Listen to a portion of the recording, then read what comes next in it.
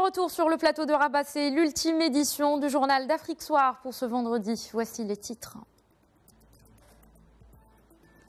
À Rabat, le roi Mohamed VI a inauguré aujourd'hui le 3e pavillon de l'Institut Mohamed VI de formation des imams mourchidines et mourchidates, une extension réalisée par le ministère des Habous et des Affaires islamiques pour un montant de 165 millions de dirhams.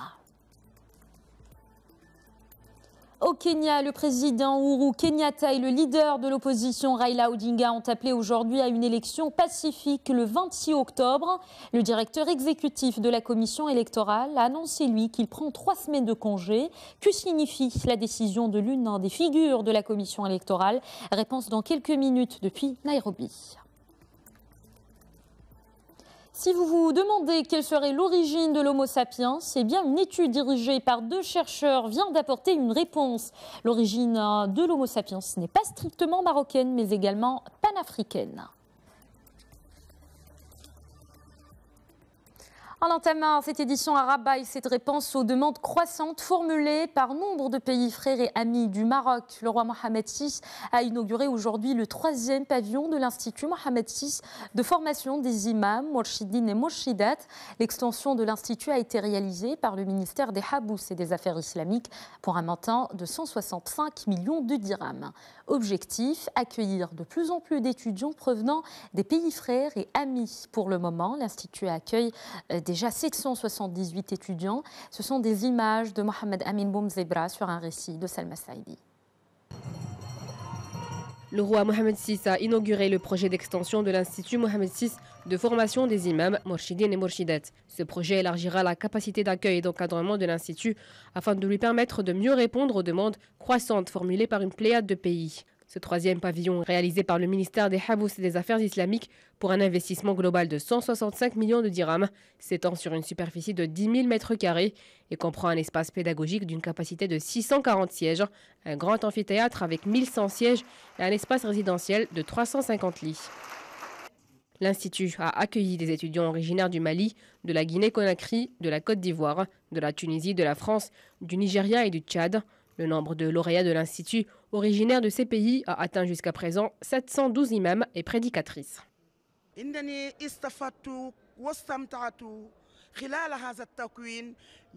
J'ai appris beaucoup de choses dans le cadre de ce cursus de formation aux multiples dimensions. Des éclaircissements nous ont été apportés quant à l'islam du juste milieu. C'est une religion appelant à l'unité et à la tolérance, et non pas à la controverse et à la violence.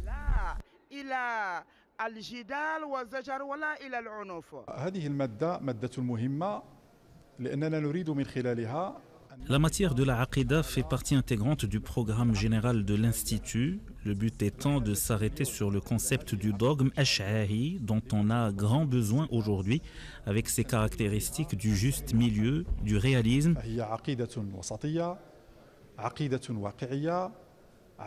C'est le dogme qui unit le plus grand nombre de musulmans, un dogme qui appelle à la sérénité et à la stabilité et qui rejette la violence et le takfirisme.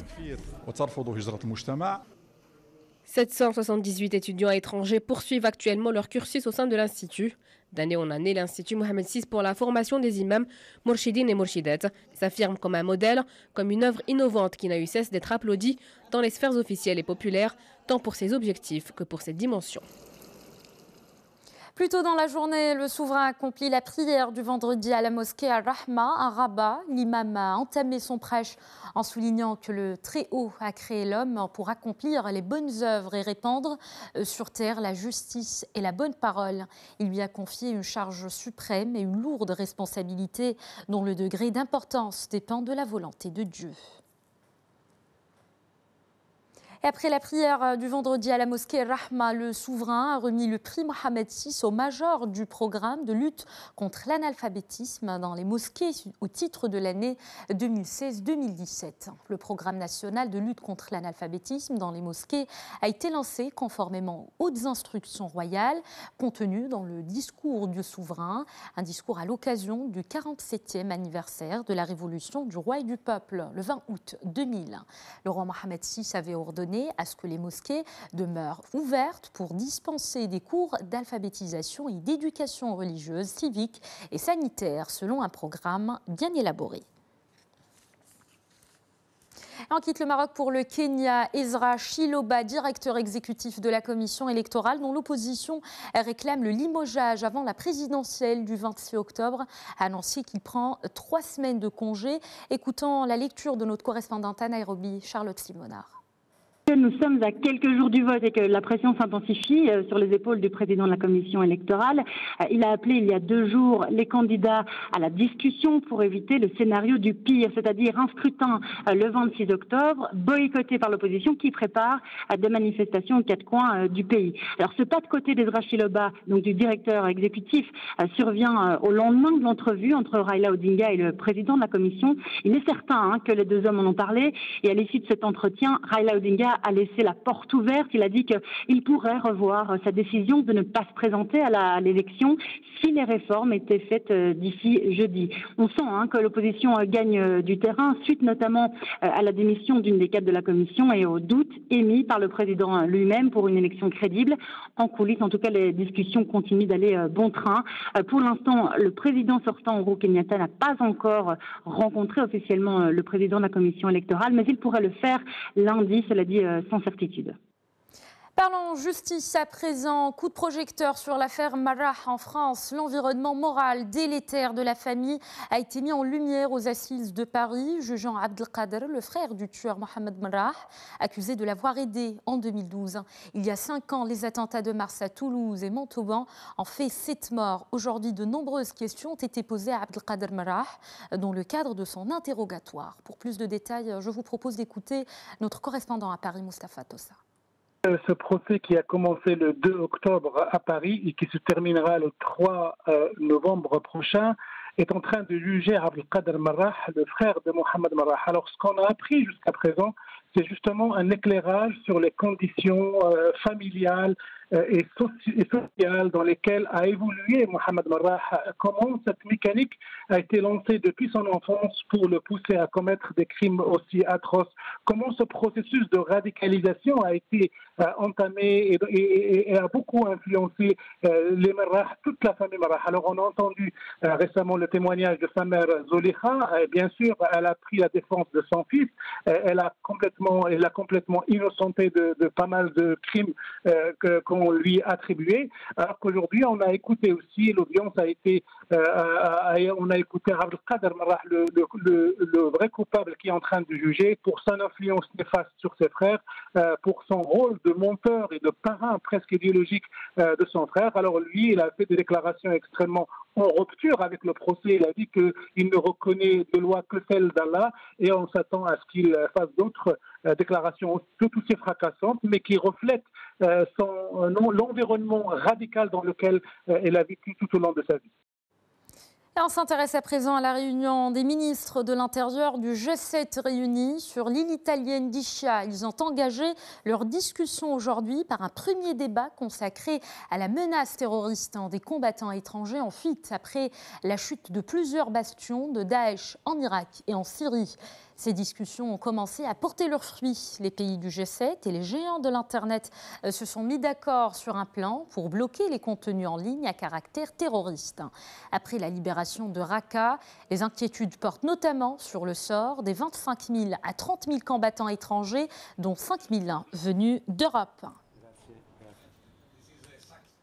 On investit maintenant le monde du cinéma. Chaque jour apporte son lot de révélations depuis le début de l'affaire Weinstein. Le 5 octobre, les témoignages s'accumulent et des enquêtes s'ouvrent. Le réalisateur Quentin Tarantino, grand ami de Harvey Weinstein, a reconnu avoir été au courant depuis de longues années des agissements du producteur, accusé de harcèlement sexuel et de viol par de nombreuses actrices sur Aboutar.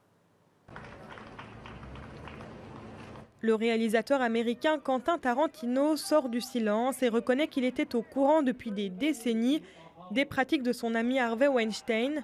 Le producteur est accusé de harcèlement sexuel et de viol par près de 40 actrices, dont Asia Argento, Rose McGowan, Lupita Nyong'o ou encore Lisette Anthony. Quentin Tarantino confie dans une interview au New York Times qu'il en savait suffisamment plus que ce qu'il n'a fait.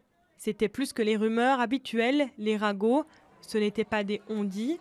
Je savais qu'il avait fait plusieurs de ces choses, a également reconnu Tarantino en référence au mania d'Hollywood, qui a produit plusieurs de ses plus gros succès comme Kill Bill ou Pulp Fiction. Mira Sorvino, son ancienne compagne, lui a notamment fait part d'attouchements non consentis de la part de Weinstein, mais le réalisateur avoue avoir mis de côté cet incident, qui n'était pourtant pas le seul dont il avait eu connaissance. La police de Los Angeles a également confirmé avoir ouvert jeudi soir une enquête visant Harvey Weinstein pour une agression sexuelle qui remonterait à 2013. Le porte-parole de la police de Los Angeles n'a pas identifié la victime, mais selon plusieurs médias, il s'agirait d'une actrice et mannequin italienne.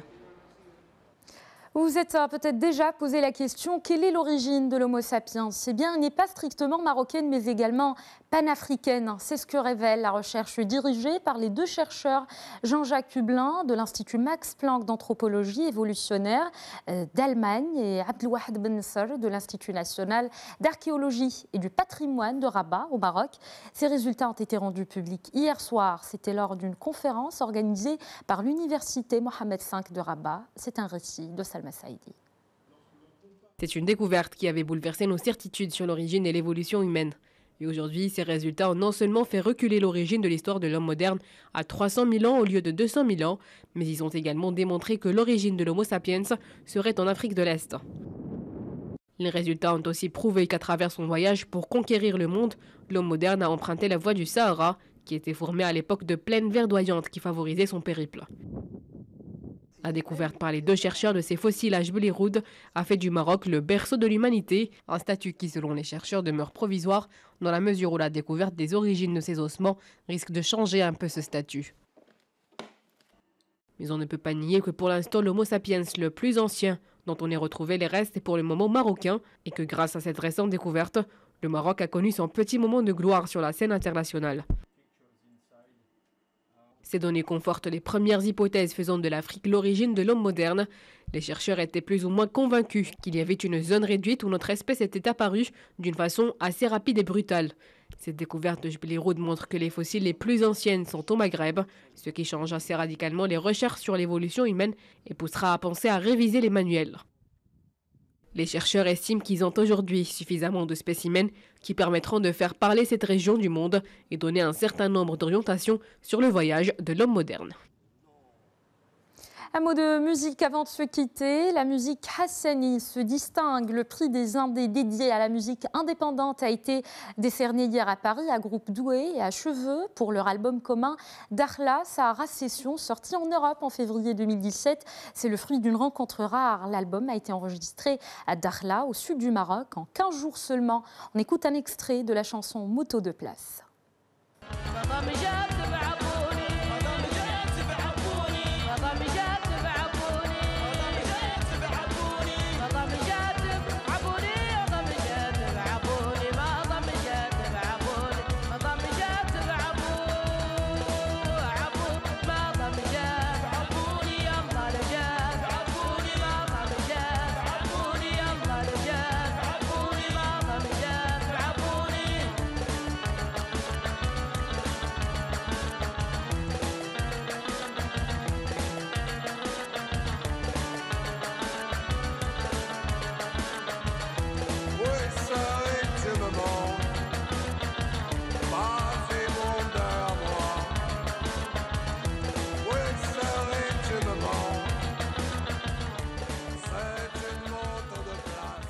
Voilà, c'est la fin de ce journal. Dans quelques instants, le dossier du jour, Mohamed Harakat, professeur de finances publiques et de gouvernance à l'université Mohammed V de Rabat, revient avec Hanan Harad sur les grandes lignes du projet de loi de finances 2018 adopté en Conseil des ministres cette semaine et notamment sur la teneur sociale de ce projet.